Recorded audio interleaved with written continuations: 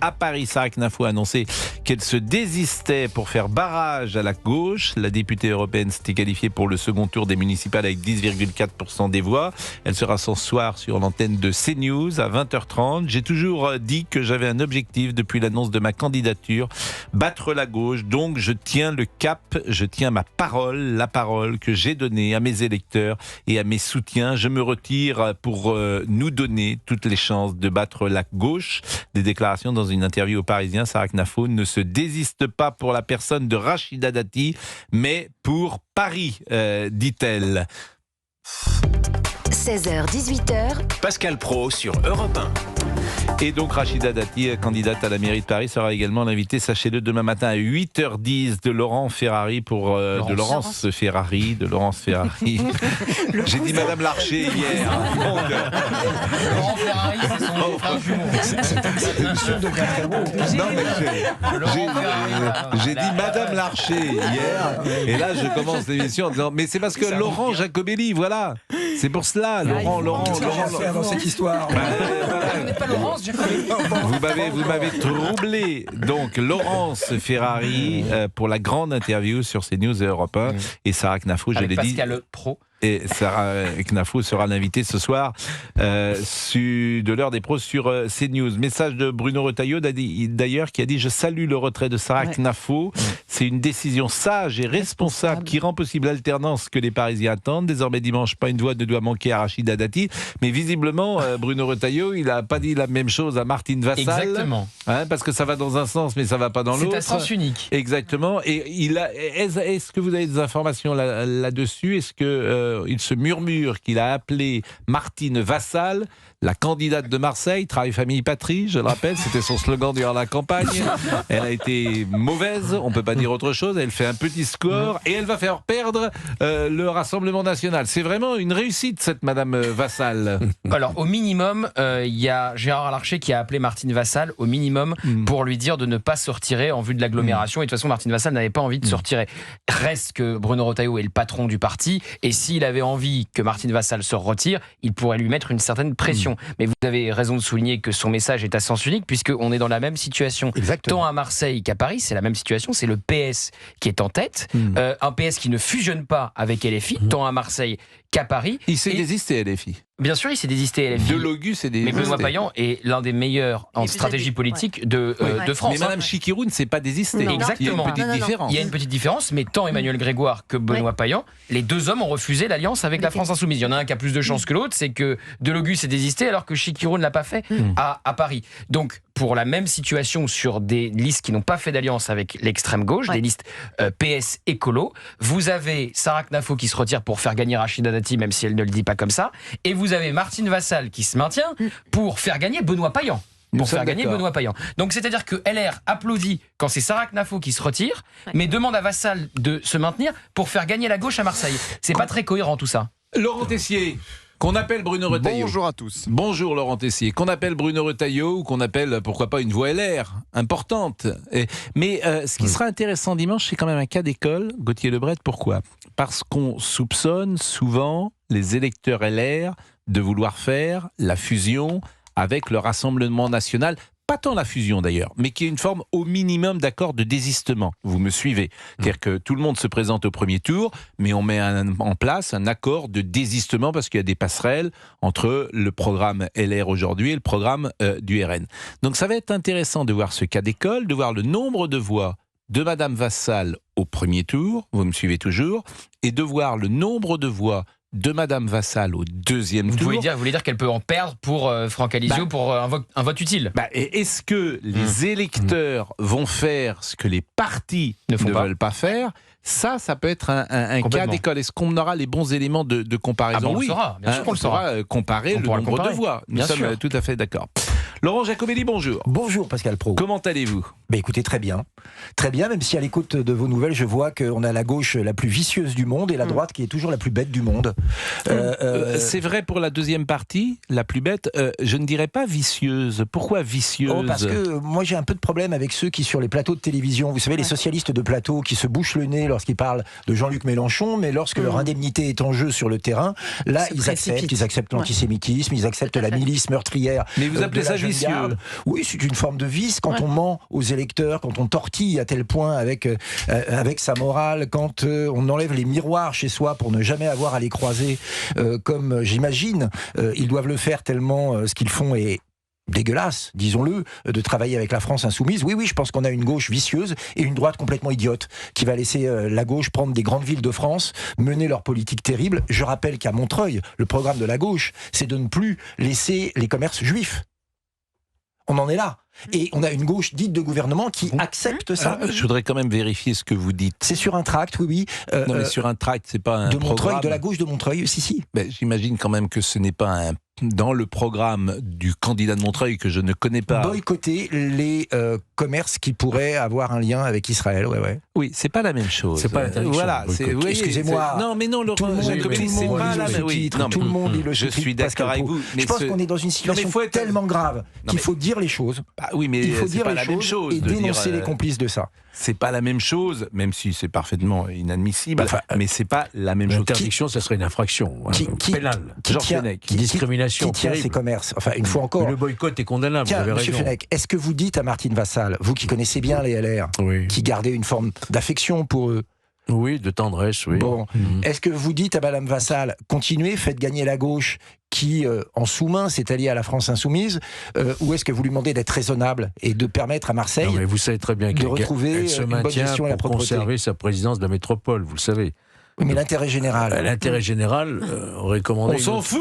Une décision. On s'en fout de Vous en l'intérêt foutez, général vous qu'on avez- est vous avez LR, entendu hein ce qu'a dit Jonas Haddad hier. Mais non.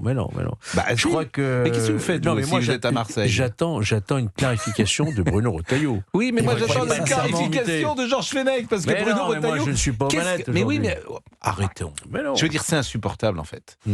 Pardonnez-moi, c'est insupportable. Vous êtes un ancien LR. Quelle est votre position sur une question aussi simple que cela? Vous êtes à Marseille. Qu'est-ce que vous souhaitez pour la ville de Marseille? Vous préférez Monsieur Payan? Vous préférez Monsieur Alizio? Ou vous J'ai connu Alizio quand il était à l'UMP. Oui. Je garde cette image. C'est un homme de rassemblement. Oui, c'était. Voilà. À titre personnel, je n'ai rien contre Alizio. Mais après, les accords de parti, c'est autre chose. Les accords de parti, il n'y a jamais eu, contrairement à ce que vous venez de dire. Un retrait. Il n'y a Il jamais peut y eu avoir un de retrait sans accord. Non, il n'y a jamais eu. Non, mais Sarah Knafo, elle se retire sans accord à Paris. Mais Sarah Knafo, c'est quoi Reconquête? Bah, c'est 10%, excusez-moi. Il y aura besoin des 10% de Sarah Knafo si Rachida Dati veut gagner. Hein. Vous êtes extraordinaire. C'est quoi Reconquête? Mais Reconquête à la présidentielle était devant les LR. Mais de quoi vous me parlez? Et Martine Vassal a fait 10 aussi à Marseille. Ils ne sont pas implantés. Combien de députés, combien d'élus, combien de maires, combien de présidents de départements? Mais Georges Fenech, votre candidat Valérie Pécresse n'a même pas fait 5 points. Vous dites c'est quoi Reconquête avec un mépris? Ils avaient 3 points de plus que vous. Non, je salue la décision de Sarah Knafo, d'abord. Oui. Je salue ses qualités personnelles. Oui. Elle est très brillante. Mais elle n'a pas un parti qui la soutient, un parti structuré. Mais là, vous avez botté en touche. Bravo d'ailleurs. Hein, vous avez détourné le regard de LR pour aller voir Reconquête. Mais la question, elle est simple.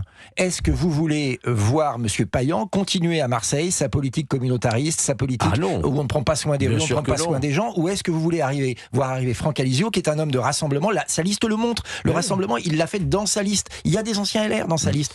Est-ce que ce ne serait pas plutôt raisonnable, ce que vous saluez à Paris avec l'action de Sarah Knafo? Est-ce qu'on ne pourrait pas espérer la même de la part de Mme Vassal? Est-ce qu'il n'y a pas une urgence à empêcher cette gauche devenue folle? Non, mais vous n'y arriverez pas. Vous savez que je l'ai tous les jours. Je sais. Vous n'y arriverez pas avec Georges Fenech. Je ne désespère pas. Georges Fenech, c'est la défaite volontaire. Je suis sûr qu'au fond, c'est un homme bien. Non, mais moi, je suis désolé. Georges Fenech n'est pas président des Républicains. C'est vrai. En charge. Mais vous avez parfaitement Donc, raison. si vous voulez charger quelqu'un, il faut charger les responsables du maintien de Martine Vassal. Vous avez parfaitement J'ai raison. besoin d'entendre Bruno Retailleau là-dessus. Et moi. vous avez besoin d'entendre, nous avons besoin de la publicité pour vivre, et notamment pour vous payer, vous. Parce que c'est vrai qu'on est très avec cher. les canapés que vous avez achetés, C'est surtout vous, croyez-moi. Ça va, les canapés. Moi, j'achète mes canapés, vous savez où. Hein. Moi, je veux bien qu'on passe de la pub pour payer le coiffeur d'Olivier Guénec. Parce que là, il va falloir payer un nouveau coiffeur. Godefroy de Montmirail dans Les Visiteurs. C'est vrai. Jean Reno, il avait cette coupe-là, mais forcé pour tourner Les Visiteurs 1, 2 et 3. Non mais... Godefroy. Ah, on a la musique des Visiteurs. Ok. c'est Godefroy de Montmirail. Non, mais Godefroy de Montmirail. C'est à la mode. Oui, mais ça, s'appelle une c'est pas une buzz raison. cut. Ça s'appelle quoi?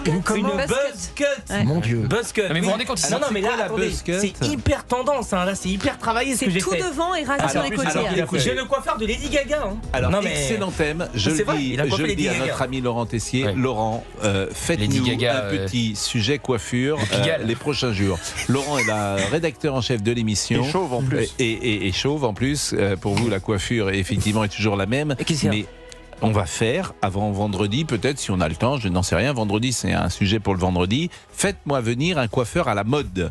Alors évidemment, c'est pas très Bah, le radiophonique. mien. C'est un vrai coiffeur. Non, mais justement. Non, c'est vrai. Faites-le venir. Ouais, Alors non, mais- le mieux, qui viennent. ça serait que cette coupe-là, on la Ouais. fasse sur vous, Pascal. Oui. Et là, on est tendance. Monsieur Jacobelli, vous pensez quoi de ma coupe? Alors, comment dire? Faites venir. Non mais vraiment, ça m'intéresse. Ça m'intéresse. Vous voulez une buzz cut, vous? Ah non, je veux une pas ça, couleur, mais une petite couleur. non, je veux pas non plus. Moi, d'accord. j'ai les cheveux blancs et j'ai jamais fait de couleur et je trouve pas ça terrible. Mais ce qui est intéressant, Contrairement à d'autres. c'est les nouvelles. C'est les Genre, ça coule, ça déteint. hein. c'est les- non, mais les- Quand t'étais avec ton cirage là, dans les couloirs, Mais avec non, tes cheveux bruns, je c'était rajeunis. gênant. C'est Allez, il est différent. 16h15, soyez gentils. Ça on est- repousse. Ouais, tu parles. hein. Soyez gentils parce qu'on est très en retard. Mais les nouvelles tendances de la coiffure, de la mode, ça m'intéresse. Ou de la mode de la coiffure. Vous le mettez dans le sens que vous voulez. C'est 16h16, à tout de suite. Nous sommes avec Laurent Jacobelli, Caroline Iturbide, Sabrina Medjeber, Georges Fenech, Gauthier Lebret, Olivier Guénec. Et on est avec Jonas Haddad, qui est le porte-parole adjoint des Républicains, vice-président de la région Normandie. Et je voulais d'abord, bonjour Monsieur Haddad, vous étiez avec nous hier. Pascal Pro. Bon, vous n'êtes pas rancunier, vous êtes revenu aujourd'hui.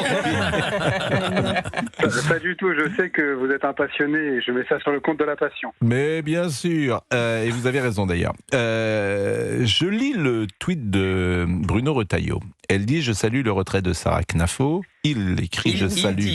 Il écrit « Je salue le retrait de Sarah Knafo ». C'est ce qu'écrit Bruno Retailleau. C'est une décision sage et responsable qui rend possible l'alternance que les Parisiens attendent. Désormais, dimanche, pas une voix ne doit manquer à Rachida Dati. Bon. Il se trouve que Rachida Dati est soutenue par le LR et ses reconquêtes, Sarah Knafo. Bon, ça c'est à Paris. Mais à Marseille, ce même monsieur Retailleau, qui salue le retrait de Sarah Knafo, demande quand le cas est inversé, c'est-à-dire que c'est monsieur Alizio qui est en tête et c'est madame Vassal soutenue par les LR, il prend son téléphone, Bruno Retailleau, ou monsieur Larcher prend son téléphone et demande à madame Vassal de se maintenir. Donc je vois là une différence d'abord et une contradiction ensuite. Et nous avions envie de votre avis. Bien. Comme je vous l'ai dit hier, et je le maintiens, parfois il faut un peu aussi essayer de nous laisser faire. Hier, on expliquait à la même antenne qu'on ne comprenait rien, que les Républicains étaient morts, et aujourd'hui on est en capacité de gagner Paris. Parce qu'on a récupéré Bournazel et que, il faut le dire avec élégance, Sarah Knafo s'est retirée. Donc chaque élection est une élection locale, de la même façon qu'à Strasbourg. Là, on vient d'obtenir le fait que Horizon décide de soutenir notre candidat Jean-Philippe Vetter et que dans ce cadre-là, ça va nous permettre potentiellement de gagner à Strasbourg. À Marseille, ce que je vous redis aujourd'hui, c'est que si on veut conserver notamment la métropole, nous avons besoin que Martine Vassal se maintienne, mais au-delà de la conservation de la métropole, ça correspond à un électorat qui est différent puisque l'électorat est beaucoup plus polarisé à Marseille. Voilà, je ne peux pas être plus clair. L'objectif, c'est de gagner. Maintenant, si on veut en permanence faire de la théorie politique, on peut le faire, mais nous, notre objectif, c'est de gagner. Et donc, à Paris, on va gagner, à Strasbourg, on va gagner. Et à Marseille, vous allez perdre. Mais non, c'est ce qui me semble le plus pertinent pour garder la Non mais métropole. écoutez, Voilà. moi comme d'abord c'est toujours plus difficile d'échanger quand on est en duplex comme ça, donc je soumets votre analyse à l'auditeur. Et l'auditeur se fera l'opinion qu'il souhaite. Vous avez donné la réponse, on voulait vous avoir précisément sur ce thème-là, donc on ne va pas prolonger la discussion puisque votre réponse est claire. C'est pour la métropole, vous voyez que ce sont deux cas de figure différents, et c'est la réponse des LR. Monsieur Jacobelli est là, je ne sais pas s'il veut intervenir, je ne sais pas si vous vous connaissez avec Jonas Haddad. On se croise souvent sur les vous sur les appréciez, plateaux, j'imagine. J'ai beaucoup de respect pour monsieur Haddad, évidemment. Moi, j'aimerais lui dire, tout simplement, si vous étiez Marseillais, est-ce que vous voudriez que monsieur Payan soit à nouveau le maire de la ville? Est-ce que vous ne pensez pas que l'intérêt général voudrait que la ville soit gérée par l'alternance qu'incarne Franck Alizio, qui est, je le rappelle, quand même un homme de synthèse, qui a sur sa liste différentes orientations de droite, j'allais dire, à côté du Rassemblement national, quitte effectivement à ne plus avoir cette même candidate à la métropole, mais qu'il y ait un autre candidat qui ne soit pas à gauche et qui fasse l'affaire. Bref, est-ce que l'intérêt général de temps en temps est quelque chose qui vous interpelle, ou est-ce que les intérêts boutiquiers demeurent votre seule boussole? Ce que je semble un peu entendre dans votre voix, même si j'ai beaucoup, je le répète, de respect pour vous. Réponse de monsieur Haddad, porte-parole, je le rappelle, des Républicains. Ce que je veux dire, c'est que c'est pas qu'une question de boutique, c'est surtout aussi une question d'importance des métropoles. Nous parlons là dans un studio où on se parle, moi, depuis la Normandie, mais à Paris. Et vous savez que les métropoles sont très importantes dans certains territoires. Donc moi, l'objectif, c'est de conserver ça. Deuxièmement, et peut-être que c'est une rupture par rapport à ce qui était le cas par le passé, vous avez remarqué que dimanche soir, Bruno Retailleau a été très clair, alors que parfois d'autres faisaient autrement. Il a dit, pour le reste, nous donnons aucune consigne de vote à nos électeurs. Donc vous voyez bien que c'est pas comme par le passé où on expliquait que forcément il fallait faire des postures morales, etc. Ce n'est pas le cas. Donc on examine. Vous voulez dire que c'est encore plus lâche, quoi, de ne pas donner. Mais non, mais pas du tout. De ne pas donner Pascal Praud, c'est Ponce Pilate, c'est ce que vous voulez dire. Maintenant, les LR, c'est Ponce Pilate, on s'en lave les mains, faites ce que vous voulez. Pascal Praud, vous savez très bien que la façon dont les gens perçoivent aujourd'hui les consignes de vote, on n'est plus dans un pays caporalisé, et aujourd'hui, vous n'allez pas expliquer aux gens ce qu'ils ont envie de voter. Vous voyez, par exemple, des gens qui voulaient plus de sécurité, ils ont pu voter pour Knafo, alors qu'à côté de ça, ils votent RN au national, et ils vont voter pour Dati à la fin. Chaque élection est différente, c'est fini, on n'est plus dans des partis caporalisés. Bon, en tout cas, vous êtes habile, monsieur Haddad, et c'est pour ça que vous êtes porte-parole. Et vous êtes passionné, et vraiment, merci de m'avoir donné à nouveau la parole, vraiment, j'apprécie. Mais vous êtes habile, monsieur Haddad, et c'est pour ça que vous êtes porte-parole. C'est la deuxième fois que je le dis, mais je le pense véritablement.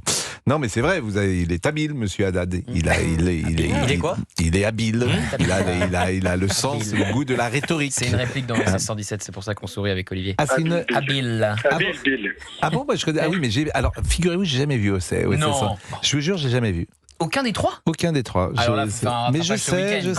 On regarde ça ensemble ce week-end, tous les trois. Mais oui. On débarque sur votre canapé. Mais je sais, j'ai vu comme chacun. Là, sur votre canapé, tous les trois. Je souhaite pas que vous veniez sur mon canapé. Je vous le dis comme je le pense. On vient avec des pizzas ? Non, jamais mangé. Comme vous savez, je n'ai jamais mangé de pizza de ma vie, et je n'ai jamais mangé un camembert. Vous n'avez jamais mangé de pizza de votre vie, et vous n'avez jamais vu OSS 117 ? Non, mais là, c'est trop. Il est 16h26. Non, mais c'est trop. Quand je dis ça, personne ne me croit. Il est 16h26. Ça va, Caroline ? Très bien. Je suis comme dans un match de tennis, un match de foot. Mais non, mais Caroline, j'aime quand vous prenez la parole. Vous êtes essentielle à notre petit. Mais qu'est-ce que vous voulez que je vous dise ? Non, Ah non, regardez Pascal, avec le WWF. Oui, moi, il y a plein de messages. Bon, il est 16h27. Il est 16h27. On marque une pause. Élie non. Émilie Dez. Olive, peut-être. Émilie Dez revient.